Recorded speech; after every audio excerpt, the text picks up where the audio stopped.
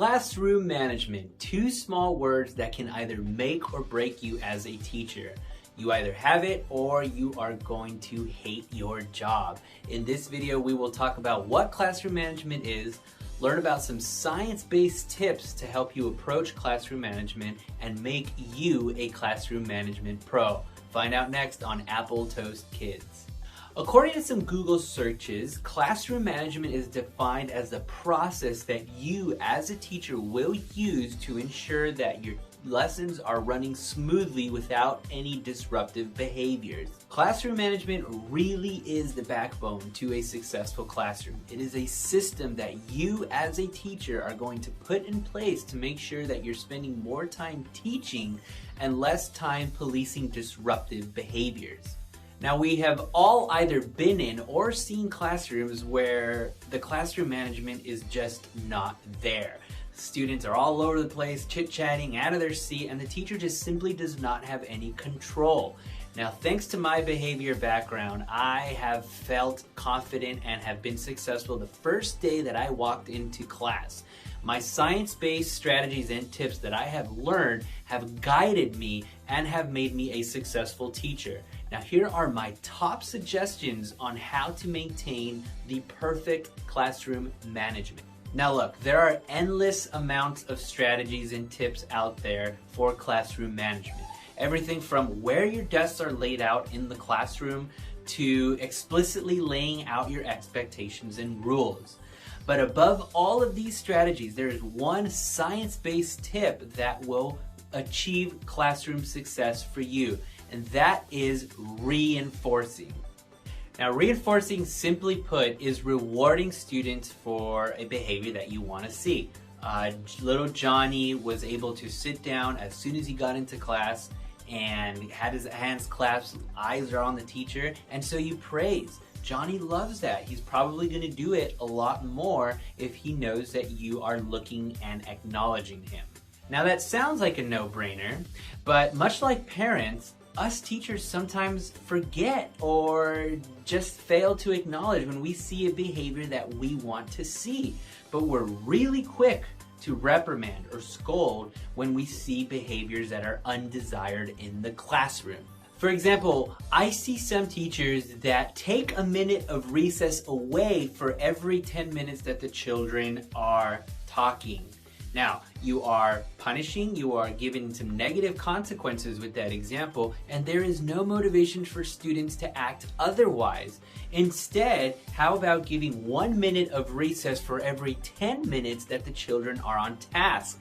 That is now becoming reinforcing, and the children and students are more likely to engage in that non-talking behavior because they want to earn that extra minute of PE.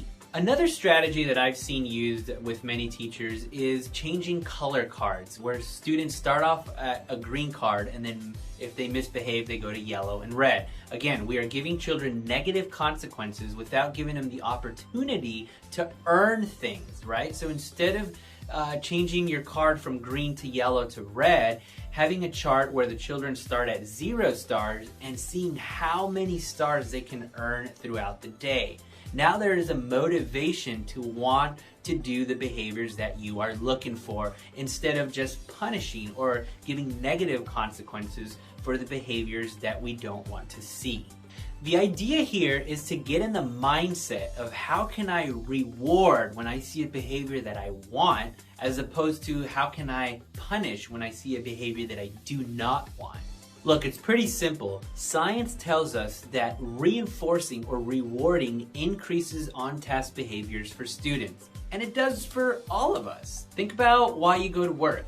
You go to work because you earn a paycheck. That is your motivating factor to go to work. Think about why you donate to a charity. You donate to a charity because it makes you feel good. You are motivated to do it because of the way that it makes you feel. Same thing goes in the classroom. By motivating our students, we are reinforcing the behaviors that we want to see. We are giving the students the spark in the classroom that they need to be hyper-focused on learning and not be distracted by anything else that's going on in the classroom. Look, with the constant distractions that students have nowadays, not only from being in the class, but from technology that they're surrounded by, we, the teachers, have to become the reinforcer. We are the ones that are telling the students, hey, forget about all of the distractions that are happening in your external world and focus on me, because I am going to give you what you want. And that can either be a game, it can be a magic trick, extra time for PE, along with many other reinforcers that we can use. And now this has worked at multiple different schools, across multiple different districts, across multiple different students. So these are strategies that not only are science-based, but I've put into practice in multiple districts and I know are going to work for you. In fact, in many schools that I've taught at, I almost feel like a celebrity going into school. As soon as the students see me, they're running up to me, Mr. Robert, oh my gosh, how are you? Can you do a magic trick? Can you tell us a funny story? I have become the reinforcer for a lot of these students. These students look to me, they want to hang out with me, they want to know more about me just because of the strategies that I've put into place. They know that if they behave, they're going to have a fun day in the classroom. So ask yourself, how do I become the motivating, reinforcing, likable teacher?